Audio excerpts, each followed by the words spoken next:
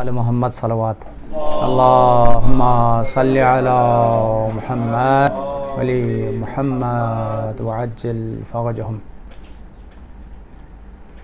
اعوذ باللہ من الشیطان الرجیم، بسم اللہ الرحمن الرحیم۔ الحمدللہ رب العالمین والصلاة والسلام علی محمد وآلہ الطیبین الطاہرین۔ اما بعد فقد قال اللہ الحکیم، بسم اللہ الرحمن الرحیم۔ وما خلقت الجن والانس الا ليعبدون۔ وقال اللہ فی مقام آخر، ولقد بعثنا فی کل امۃ رسولا ان اعبدوا اللہ واجتنبوا الطاغوت۔ وقال رسول اللہ صلی اللہ علیہ وآلہ وسلم، ھذا اول من آمن بی واول من صدقنی واول من صلی معی۔ حضرت بقیت اللہ الاعظم، منجی بشریت، مصلح کائنات، قطب عالم امکان، رمز بقائے جہان، صاحب العصر و زمان، امام زمانہ کے ظہور میں تعجیل کے لیے باوز بلند صلوات۔ اللہم صلی علی محمد وآل محمد وعجل فرجہم۔ امیر المومنین، امام المتقین، یعصوب الدین، مولا علی علیہ الصلوۃ والسلام کے حوالے سے مختلف موضوعات پر آپ کی خدمت میں گفتگو کرنے کی اللہ تعالیٰ نے توفیق عطا کی۔ معرفت امیر المومنین، شخصیت امیر المومنین اور محبت امیر المومنین، ان موضوعات پر آپ کی خدمت میں مختصر آرائش جو ہے وہ روایات اور ارشادات آل محمد کی روشنی میں گفتگو کی جا چکی ہے۔ آج جو ہے میں چاہتا ہوں مولا کائنات کی عبادت اور بندگی کے حوالے سے گفتگو کروں۔ جس طرح سے مولا کائنات کی محبت اور مولا کائنات کی مودت جو ہے ہماری دونوں جہانوں کی سعادت اور خوشبختی کی ضمانت ہے، اور سرور کائنات نے مولا کائنات کی محبت اور الفت کے آثار، دنیا میں اس کی کیا آثار ہے، آخرت میں کیا آثار ہے، اور اس کے عظیم فوائد کو بیان کیا۔ اسی طریقے سے متعدد روایات میں مولا کائنات کی عبادت اور بندگی کو بیان کیا گیا ہے۔ میں پہلے خلاصہ آپ کی خدمت میں بیان کرتا ہوں، پھر ان روایات کی تطبیق۔ دیکھیں برادران عزیز، قرآن پاک کی متعدد آیات میں زندگی کا جو ہدف ہے اور خلقت کائنات کا جو غرض ہے وہ عبادت اور بندگی پروردگار قرار دیا گیا ہے۔ یعنی جس مقصد کے لیے، جس ہدف کے لیے خدا نے اس کائنات کو بنایا ہے اور انسانوں کو خلقت اور زندگی کی نعمت سے نوازا ہے، اور اس خلقت اور زندگی کا ہدف جو ہے وہ خدا کی عبادت اور بندگی ہے۔ لہذا جو انسان اپنی لمحات کو، اپنے اوقات کو، اپنی زندگی کو خدا کی عبادت اور بندگی میں گزارتا ہے، وہ اپنے ہدف کو، اپنی زندگی کا مقصد کو انجام دیتا ہے۔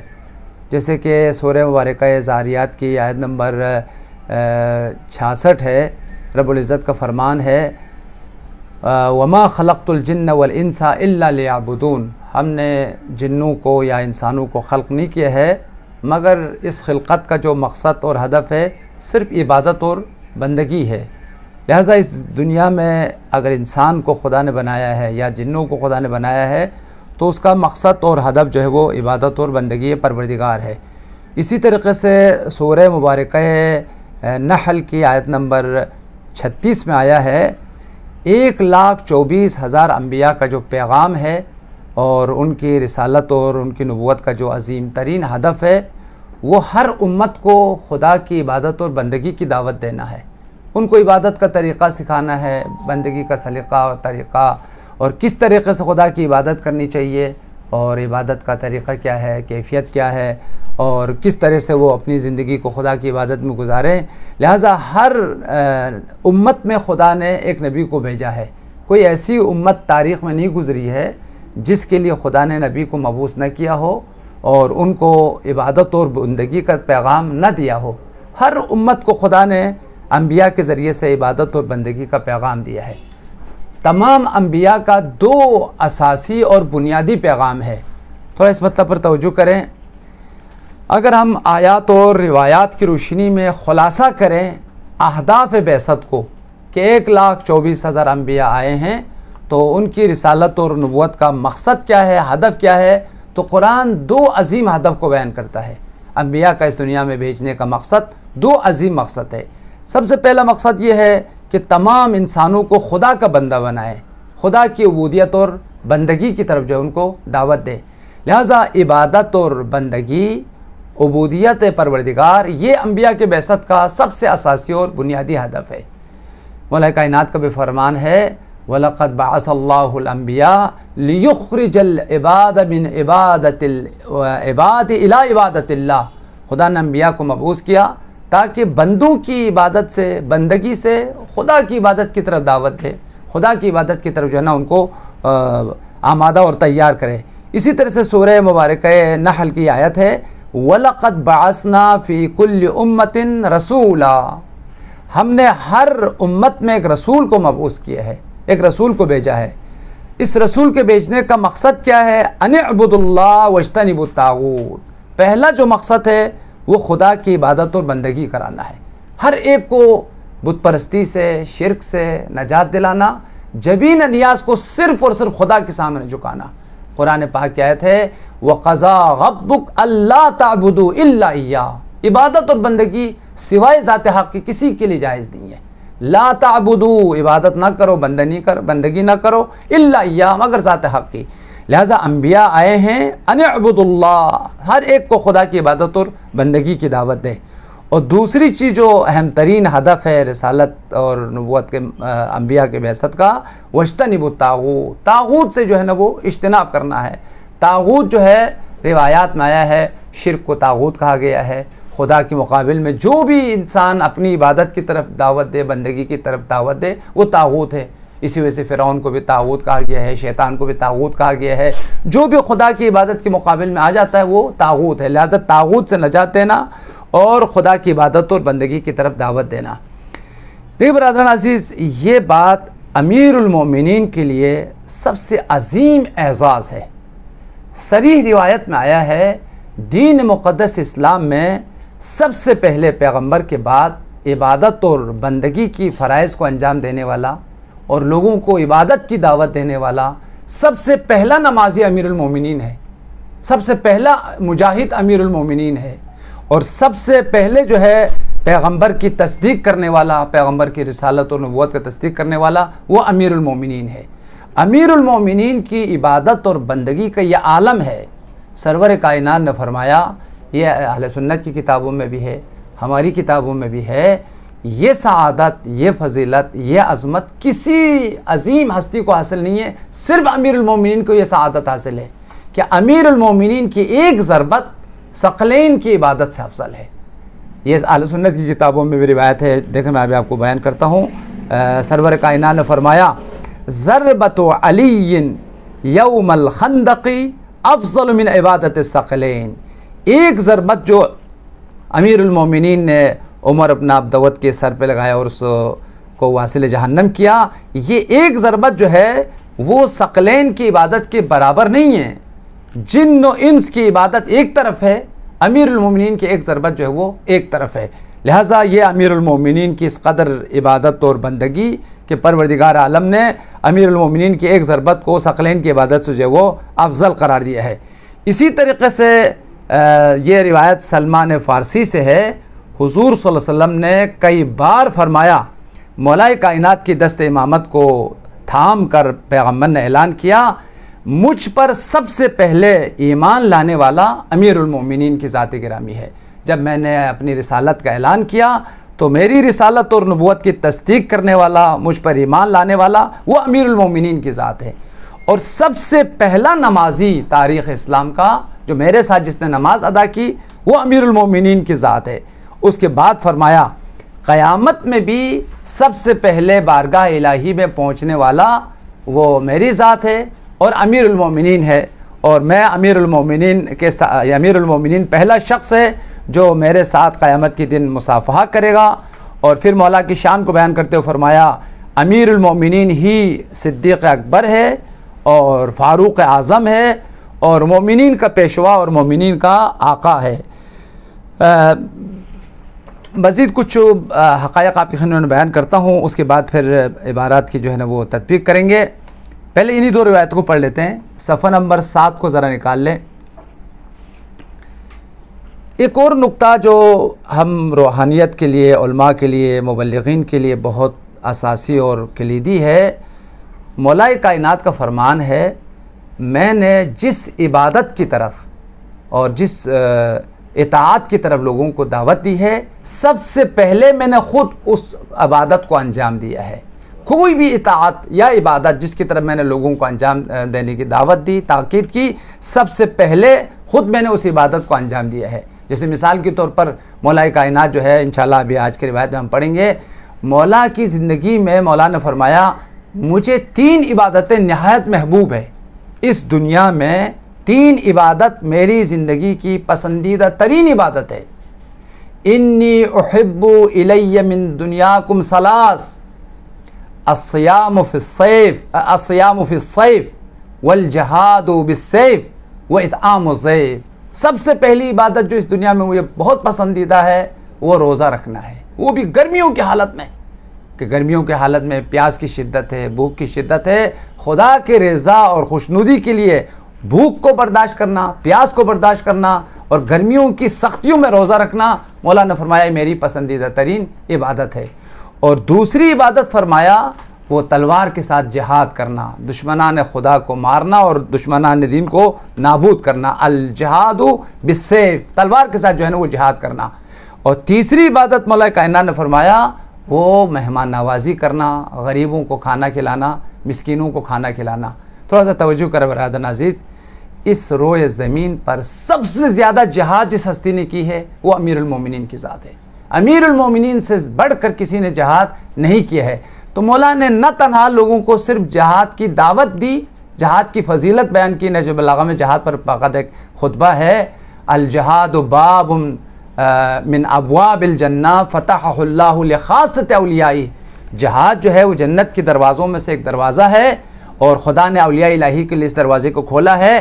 اولیاء الہی باب الجہاد سے جنت میں داخل ہوں گے، زندگی بھر جہاد میں گزاری، لہٰذا جہاد کے نتیجے میں خدا ان کے لیے باب الجہاد کو باز کرے گا اور جہاد سے جو ہے تو سب سے زیادہ امیر المومنین نے لوگوں کو جہاد کی دعوت دی، نہ تنہا زبان سے دعوت دی بلکہ سب سے پہلے جہاد کی طرف سبقت کرنے والا، جہاد کو عملی میدان میں انجام دینے والا امیر المومنین ہے۔ اسی طریقے سے غریبوں کو کھانا کھلانا، مسکینوں کو کھانا کھلانا، یہ نہ تنہا مولا کائنات نے زبان سے دعوت دی، یہاں تک کہ پروردگار عالم پورا مکمل سورہ دہر نازل کیا ہے اس فضیلت کو بیان کرتے ہوئے کہ غریبوں کو کھانا کھلاتے ہیں، مسکینوں کو کھانا کھلاتے ہیں۔ وَيُطْعِمُونَ الطَّعَامَ عَلَىٰ حُبِّهِ مِسْكِينًا وَيَتِيمًا وَأَسِيرًا إِنَّمَا نُطْعِمُكُمْ لِوَجْهِ اللَّهِ لَا نُرِيدُ مِنْكُمْ جَزَاءً وَلَا شُكُورًا۔ صرف رضا الہی کے خاطر غریبوں کو کھانا کھلانا، مسکینوں کو کھانا کھلانا، یہ مولا کائنات کی سیرت ہے۔ لہٰذا اسی سیرت کو بیان کرتے ہوئے، مولا کی اس عظمت کو بیان کرتے ہوئے پورا سورہ دہر مولا کائنات کی شان میں اور پنجتن پاک کی شان میں پروردگار عالم نے نازل کیا ہے۔ اسی طریقے سے نماز، برادران عزیز تھوڑا توجہ کریں، دیکھیں یہ کہنا بہت آسان ہے لیکن عملی میدان میں اگر کوئی انسان ذرا سا سوچے کرے تو پتہ چلتا ہے۔ صریح روایت میں آیا ہے مولا کائنات کی کوئی رات ایسی نہیں گزری جس میں مولا کائنات نے 1000 رکعت نماز ادا نہ کی ہو۔ امام صادق علیہ السلام کا فرمان ہے، کان علی بن ابی طالب علیہ السلام یصلی کل لیلۃ 1000 رکعہ، امیر المومنین ہر رات 1000 رکعت نماز ادا کرتے تھے۔ چنانچہ امام باقر علیہ السلام سے بھی یہ روایت ہے، یہ میری طرف توجہ کر ہم روایت کو ابھی تطبیق کرتے ہیں۔ مولا امام باقر علیہ السلام نے فرمایا مولا کائنات نے اپنے دست مبارک سے 500 خرما کے درخت لگائے تھے۔ یہ بات بھی برادران بہت اہم ہے مولا کی سیرت میں، مولا کائنات کو درخت لگانے کا، زمین آباد کرنے کا اور چشمہ نکالنے کا بہت زیادہ رغبت اور شوق تھا۔ بہت سارے چشمے نکالے، جب پانی پھوٹ پڑا اور پانی جاری ہوا، فلما نبع الماء قال اللہم اشہد لی ہذہ صدقۃ من عبدک علی بن ابی طالب للفقراء المسکین۔ جب پانی کا چشمہ جاری ہوا تو فوراً اس کو وقف کر دیتے تھے فقراء کے لیے اور مساکین کے لیے۔ اپنے دست مبارک سے بہت ساری زمینوں کو آباد کیا، اور بہت سارے درخت خرما کے لگائے، ان میں سے اس روایت میں آیا ہے 500 خرما کی درخت لگایا ہے۔ یہ میری خواہش ہے برادران عزیز، عوام کو بتانے کی ضرورت ہے اور اس چیز کو عملاً انجام دینے کی ضرورت ہے۔ انبیاء کی زندگی میں، ائمہ طاہرین کی زندگی میں ان کاموں پر بہت زیادہ توجہ دی گئی ہے جو باقیات الصالحات میں سے ہے، یعنی انسان دنیا سے چلا جاتا ہے لیکن اس کی عبادت کا اثر جاری رہتا ہے، اس کا فائدہ لوگوں کو پہنچتا رہتا ہے۔ جیسے زمین آباد کی گئی، اب وہ قیامت تک وہ زمین آباد ہے، اس کا فصل ہے، اس کا مزرعہ ہے، لوگوں کو فائدہ پہنچتا رہے گا۔ اسی طرح سے درخت لگایا گیا، اب وہ درخت کا جو پھل ہے، درخت کے جو فوائد و برکات ہے، جب تک وہ درخت ہے اس کے اعمال جو ہے وہ جاری رہیں گے۔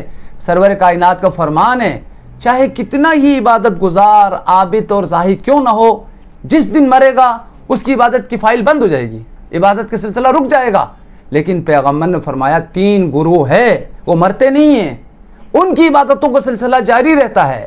ان میں سے وہ لوگ بھی ہیں جو باقیات و صالحات چھوڑ کے چلے جاتے ہیں۔ مثال درخت لگا کے چلے جاتے ہیں، جب تک اس کا درخت باقی ہے، لوگوں کو فائدہ پہنچ رہا ہے، اس کی عبادت جاری ہے۔ مسجدیں بنوا کے چلا گیا ہے، مدارس بنا کے چلا گیا ہے، کتابیں لکھ کے چلا گیا ہے، بہترین شاگردوں کی تربیت کر کے چلا گیا ہے۔ لہٰذا ائمہ طاہرین بہت زیادہ درخت لگاتے تھے، زمینوں کو آباد کرتے تھے، اور پھر رات کی تاریکی میں بارگاہ الہی میں کھڑے ہو کر مناجات کرتے تھے اور گڑ گڑاتے تھے اور نماز شب ادا کرتے تھے۔ چنانچہ اس سلسلے میں یہ روایت جو ہے نا، آپ صفحہ نمبر، میں نے دونوں روایتوں کو تطبیق کرنا، پہلے تو ہر عبادت میں مولا کائنات نے سبقت کی اور پہلے اس عبادت کی طرف پہلے خود نے اس عبادت کو انجام دیا، اس کے بعد لوگوں کو اس عبادت کی طرف جو ہے نا دعوت دی۔ یہ صفحہ نمبر 7 ہے۔ ایھا الناس انی واللہ ما احسکم علی طاعۃ الا واسبقکم الیہا۔ نکال لیا روایت کو؟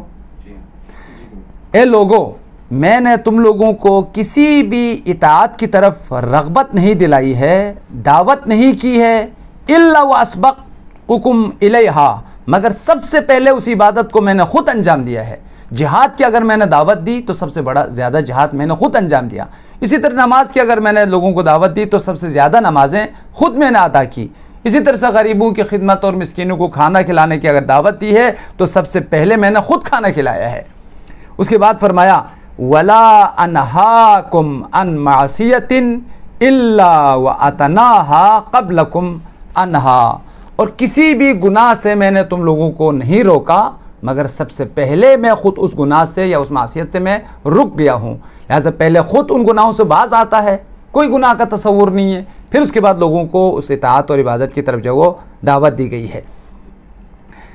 اس کے بعد پھر اس میں 3-4 روایتیں ہیں کہ مولا کائنات اس روئے زمین کا پہلا نمازی ہے، پہلا مجاہد ہے، اور پہلا جو ہے سرور کائنات کی رسالت اور نبوت کا تصدیق کرنے والا ہے۔ اس سلسلے میں یہاں 3-4 روایتیں ہیں، میں ایک روایت کی تطبیق کرتا ہوں۔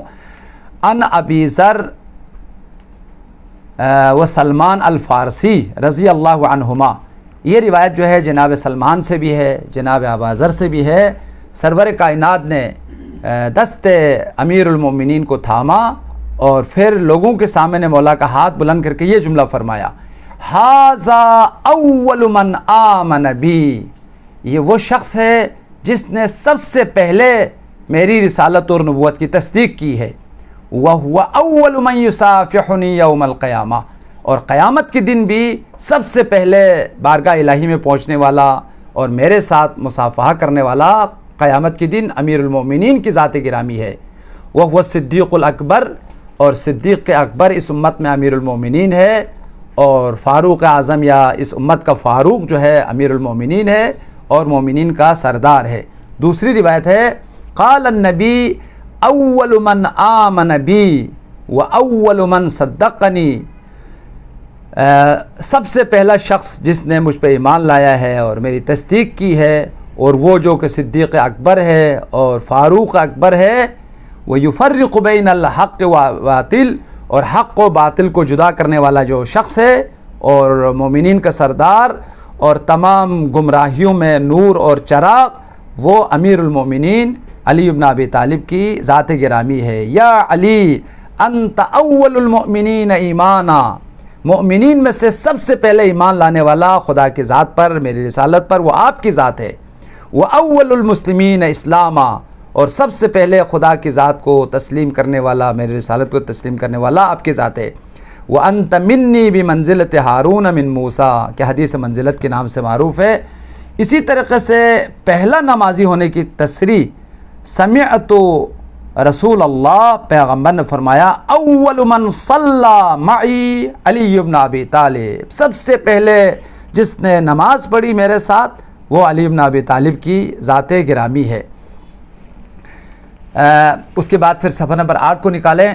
مولا کائنات ہر رات 1000 رکعت نماز ادا کرتے تھے، اور اس سلسلے میں مولا امام صادق کی روایت ان الصادق علیہ السلام ان علی کان یصلی فی الیوم واللیلہ منہ 1000 رکعت، امیر المومنین ہر رات جو ہے وہ 1000 رکعت نماز ادا کرتے تھے۔ کوئی رات ایسی نہیں گزری جس میں مولا کائنات نے 1000 رکعت جو ہے نماز ادا نہ کی ہو۔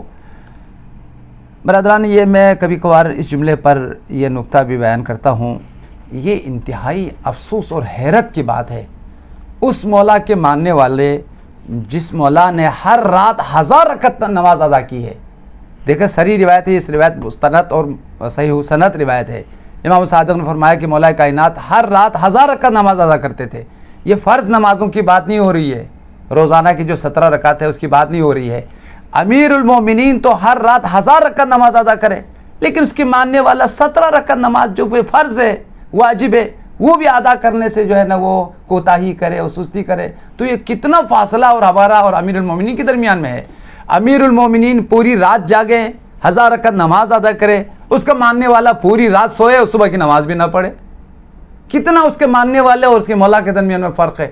اس کا مولا 1000 رکعت نماز ادا کر رہا ہے، اور اس کے جو ہے مولا کے جو ماننے والے ہیں وہ 17 رکعت جو فرض ہے اس کو بھی ادا نہیں کرتے۔ لہٰذا ہر انسان کو اپنے کردار پر غور کرنا چاہیے۔ دوسری روایت ان ابی جعفر علیہ السلام کان علی بن الحسین یصلی فی الیوم واللیلۃ 1000 رکعت، حضرت امام باقر علیہ السلام نے امام سجاد سید الساجدین مولا امام سجاد کی سیرت اور مولا کائنات کی سیرت بیان کرتے ہوئے چند سیرتوں کو مشترک بیان فرمایا ہے۔ سب سے پہلی چیز فرمایا، حضرت امام سجاد علیہ السلام ہر رات 1000 رکعت نماز ادا کرتے تھے، کما یفعل امیر المؤمنین، جس طریقے سے امیر المؤمنین بھی ہر رات جو ہے 1000 رکعت نماز ادا کرتے تھے۔ کانت لہ 500 نخلۃ وکان یصلی عند کل نخلۃ رکعتین، مولا کائنات نے 500 خرما کے درخت لگائے تھے، اور ہر خرما کے درخت کے نیچے مولا کائنات 2 رکعت نماز ادا فرماتے تھے۔ وکان اذا قام فی صلاتہ غشی لونہ لون آخر وکان قیامہ فی صلاتہ قیام العبد الذلیل بین یدی الملک الجلیل۔ یہ جملہ میں تھوڑا سا تو اس کی وضاحت کرنا چاہتا ہوں، برادران تھوڑا توجہ کریں۔ میں نے روایات میں مطالعہ کیا ہے، مولا کائنات کی عبادت کمیت کے لحاظ سے بھی سب سے زیادہ تھی، یعنی سب سے زیادہ عبادت اور بندگی تاریخ اسلام میں مولا کائنات نے کی ہے۔ یہ کمیت ہے، تعداد کے حوالے سے سب سے زیادہ نمازیں ادا کی، سب سے زیادہ جہاد کی، سب سے زیادہ صدقہ و نیکی اور خیرات کی، سب سے زیادہ دین کی خدمت کی، تعداد کے لحاظ سے، کمیت کے لحاظ سے۔ لیکن اسلام کمیت کے ساتھ ساتھ کیفیت کو بہت زیادہ اہمیت دیتا ہے، کوالٹی کو، خلوص کو، کیفیت عمل کو۔ لِيَبْلُوَكُمْ أَيُّكُمْ أَحْسَنُ عَمَلًا، خدا یہ دیکھنا چاہتا ہے کہ تم میں سے کون بہترین عمل کو بجا لاتا ہے۔ لہذا نماز مطلوب ہے، جتنی نمازیں ہو سکے بجا لاؤ، لیکن اس بات کی کوشش کرو نماز میں خلوص پیدا کرو، نماز میں خشوع پیدا کرو، نماز میں حضور قلب پیدا کرو۔ وہ نماز معراج مومن ہے جس نماز میں واقعاً حضور قلب ہے، واقعاً خدا کی عظمت اور کیفیت کا عظمت کا ادراک ہے۔ لہذا مولا کائنات کی جہاں کمیت میں سب سے زیادہ عبادت کی، کیفیت میں بھی مولا کائنات کی نماز کی جو کیفیت تھی، جو شان تھی، جو مولا کی نماز کی جو عظمت تھی، ایسی نماز روئے زمین پر کسی نے انجام نہیں دیا ہے۔ صریح روایت میں آیا ہے، حضرت امام باقر علیہ السلام نے فرمایا، جب مولا کائنات نماز کے لیے خدا کے حضور میں کھڑے ہوتے تھے تو بدن کانپتے تھے، اور ایک ایک عضو جو ہے وہ تھر تھر آتے تھے، یہاں تک کہ چہرے کا رنگ متغیر ہوتے تھے، چہرے کا رنگ اس قدر متغیر ہوتے تھے کہ جب بدن کانپ رہا ہے اور ہر عضو جو ہے وہ تھر تھرا رہا ہے تو مولا کائنات سے پوچھا یا امیر المومنین یہ کیا حالت ہے آپ کی کہ جب بھی آپ نماز کا وقت آتا ہے تو آپ کا بدن کانپ رہا ہے، اعضاء جو ہے تھر تھرا رہے ہیں اور چہرے کا رنگ متغیر ہے؟ تو مولا کائنات فرماتے تھے عبد ذلیل رب جلیل کے حضور میں کھڑے ہیں، تمہیں پتہ ہے کس کی حضور میں ہم کھڑے ہیں، کس کی بارگاہ میں ہم جا رہے ہیں؟ لہذا ایک مسکین کی طرح، ایک غلام کی طرح، ایک عبد کی طرح جو انتہائی مسکین اور غریب ہے وہ رب جلیل کی بارگاہ میں جیسے کھڑے ہوتے ہیں۔ اس کے بعد پھر امام باقر علیہ السلام نے فرمایا مولا کائنات نے اپنی زندگی کی ہر نماز کو، یہ نقطہ بہت مہم ہے برادران، ہمارے لیے بھی حکم ہے، یہ پیغمبر کا حکم ہے، صلی صلاۃ مودع، جب بھی تم نماز پڑھو گے ایسی کیفیت میں نماز پڑھو، شاید تمہاری زندگی کی آخری نماز ہو، الوداعی نماز ہو، اس کے بعد شاید دوبارہ تمہیں نماز پڑھنی توفیق نہ ہو، دوبارہ شاید نہ جانے نماز کبھی تمہیں پڑھنے کو ملے یا نہ ملے۔ لہٰذا ہر نماز میں ایسی حضور قلب کے ساتھ ایسی کیفیت سے نماز پڑھو کوئی کی زندگی کی آخری نماز ہے، لہٰذا ہر نماز کو زندگی کا الوداعی نماز سمجھ کے پڑھو۔ امام باقر علیہ السلام نے فرمایا کان علی یصلی صلاۃ مودع، مولا کائنات جو بھی نماز پڑھتے تھے اتنے حضور قلب کے ساتھ اور اتنے حضور قلب طمانینہ کے ساتھ نماز پڑھتے تھے گویا کہ زندگی کا آخری نماز ہو۔ اور پھر یہ بھی جملہ فرمایا، مولا کائنات فرماتے تھے جب بھی نماز پڑھو تو اپنے دل کو نماز میں رکھو حضور قلب کے ساتھ، تمہیں یہ پتہ چلے کہ رکوع میں کیا پڑھ رہے ہو، سجدے میں کیا پڑھ رہے ہو۔ سبحان رب الاعلیٰ صرف لفظ نہیں ہے، ایک معنی ہے، ایک عظیم دریائے مطالب کی طرف اشارہ ہے خدا کی بزرگی اور علو کو سمجھتے ہوئے۔ پھر مولا نے فرمایا بندے کا وہی نماز بارگاہ الہی میں قبول ہے جس میں وہ خدا کی طرف متوجہ ہے۔ جب تمہارا دل خدا کی طرف ہے، نماز میں ہے، وہ حصہ قبول ہے۔ جہاں سے تمہارا خیال کہیں اور چلا گیا، اب صرف تمہارا بدن نماز میں ہے، تمہاری دل نماز میں نہیں ہے، فکر نماز میں نہیں ہے، تو یہ نماز بارگاہ الہی میں قبول نہیں ہوگی۔ وہی کہ حصہ قبول ہے جس میں تم خدا کے حضور میں تھے۔ تو جب مولا نے یہ فرمایا تو جو سننے والے تھے، مولا کے چاہنے والے تھے، ایک شخص نے کہا فقال رجل حلقنا یا امیر المومنین، اے علی ہم تو پھر ہلاک ہوئے تھے، ہم تو ایسی نماز پڑھتے ہیں کہ اس کے آدھی نماز میں بھی ہمارے حضور قلب نہیں ہے، ہم تو عموماً نماز میں سب چیزیں ہمیں یاد آ جاتی ہے، جو کھوئی ہوئی چیزیں ہیں وہ نماز ہی میں ہمیں یاد آ جاتی ہے، تو ایسی نماز تو ہم نے نہیں پڑھی کہ پورا دل، پوری نماز وہاں پر دل لگے۔ مولا کائنات نے فرمایا اللہ ارحم الراحمین نے، تھوڑا توجہ کر برادران عزیز، متعدد روایات میں آیا ہے نوافل کو فرائض کے ساتھ ادا کیا کرو۔ جب تم نوافل کو ادا کرو گے فرائض کے ساتھ، فرائض میں جو نقص ہے، جو کمی ہے، وہ نوافل کے ذریعے سے پورا ہوگا۔ لہٰذا جو تمہارے نقص رہ جاتا ہے، کمی رہ جاتی ہے فرائض کے اندر، وہ نوافل کی ادائیگی کرنے کی وجہ سے خدا اس نقص اور کمی کو پورا کرتے ہیں۔ آئیے اسی روایت کو پورا پڑھتے ہیں۔ ان ابی جعفر علیہ السلام کان علی بن الحسین یصلی فی الیوم واللیل 1000 رکعہ۔ مولا امام باقر علیہ السلام نے امام سجاد کی سیرت کو بیان کرتے ہوئے فرمایا ہر رات 1000 رکعت نماز ادا کرتے تھے۔ وکان یفعل امیر المؤمنین، اور اسی انداز سے مولا کائنات بھی ہر رات 1000 رکعت نماز پڑھتے تھے۔ وکان لہ 500 نخلۃ وکان یصلی عند کل نخلۃ رکعتین، 500 خرما کے درخت لگائے تھے اور ہر درخت کے نیچے جو ہے مولا 2 رکعت نماز ادا کرتے تھے۔ اور نماز کی کیفیت یہ تھی وَكَانَ إِذَا قَامَ فِي صَلَاتِهِ غُشِيَ لَوْنُهُ لَوْنُ الْآخَرِ، مولا کا چہرے کا رنگ متغیر ہو جاتے تھے۔ وَكَانَ قِيَامُهُ فِي صَلَاتِهِ، نماز میں اس کیفیت کے ساتھ اس انداز سے کھڑے ہو جاتے تھے قیام العبد الذلیل، گوئے کہ عبد ذلیل کھڑے ہیں بین یدی الملک الجلیل، ملک جلیل کی بارگاہ میں، اس کے حضور میں۔ وَكَانَتْ أَعْضَاؤُهُ تَرْتَعِدُ من خشیت اللہ، خوف خدا اور خشیت الہی میں اعضاء تھر تھراتے تھے، بدن کانپتے تھے، اور خوف خدا خشیت الہی پورے وجود پر طاری ہو جاتے تھے۔ وَكَانَ يُصَلِّي صَلَاةَ مُوَدَّعٍ، اور جب بھی نماز پڑھتے تھے ایسی کیفیت میں کہ کوئی کی زندگی کی الوداعی نماز ہے، آخری نماز ہے۔ وَيَرَى أَن لَا يُصَلِّيَ بَعْدَهَا أَبَدًا، یہ سمجھ کر نماز پڑھتے تھے شاید اس کے بعد دوبارہ کبھی نماز پڑھنا نصیب نہ ہو، شاید دوبارہ جو ہے نماز کی توفیق نہ ہو، آخری نماز سمجھ کے پڑھتے تھے۔ وقال، اور مولا ہمیشہ یوں فرماتے تھے، ان العبد لا يقبل من صلاته الا ما كان اقبل علیہ منها بقلبه، مگر نماز میں سے وہی حصہ قبول ہے جس میں وہ دل سے نماز کی طرف متوجہ ہے، خدا کی طرف متوجہ ہے، جہاں حضور قلب ہے وہی حصہ جو ہے وہ بارگاہ الہی میں قابل قبول ہے۔ فقال رجل ہلکنا، جب یہ جملہ کہا تو ایک شخص نے کہا ہم تو ہلاک ہوئے، ہماری نمازیں تو پتہ نہیں کیسی نمازیں ہیں۔ تو مولا نے اس کو تھوڑی سی تسلی دی، فقال کلا ان اللہ متم ذالک بالنوافل، اللہ تعالیٰ تمہاری نماز میں جو کمی ہے، نقص ہے، اس کو تمام کرتا ہے، پورا کرتا ہے نوافل کے ذریعے سے۔ اسی وجہ سے روایات میں آیا ہے نوافل بھی جو ہے ساتھ ساتھ پڑھا کرو۔ حضرت امام حسن عسکری علیہ السلام کا فرمان ہے، مومن کی 5 نشانیاں ہیں، علامات المؤمن 5، ان میں سے ایک نشانی یہ ہے کہ صلاۃ 51، نوافل جو 34 رکعتیں ہیں وہ بھی ادا کرتا ہے، اور فرائض کو بھی جو ادا کرتا ہے، ہر روز 51 نمازیں ادا کرنے والا واقعی مومن ہے۔ جس طرح زیارت 40 پڑھنا نہ مومن کی نشانی ہے، انگوٹھی پہننا مومن کی نشانی ہے، خاک پر سجدہ کرنا مومن کی نشانی ہے، بسم اللہ کو زور سے پڑھنا مومن کی نشانی ہے۔ واقعی مومن وہ شخص ہے جو فرائض کے ساتھ ساتھ نوافل کو بھی توجہ دیتا ہے، یہ واقعی مومن ہے۔ بارگاہ الہی میں دعا ہے ہمیں مولا کی سیرت پر چلنے کی، مولا نے جن عبادات کی اہمیت اور فضیلت کو بیان کیا ہے ان عبادات کو بجا لانے کی توفیق عطا فرمائے۔ اللہم صلی علی محمد وعلی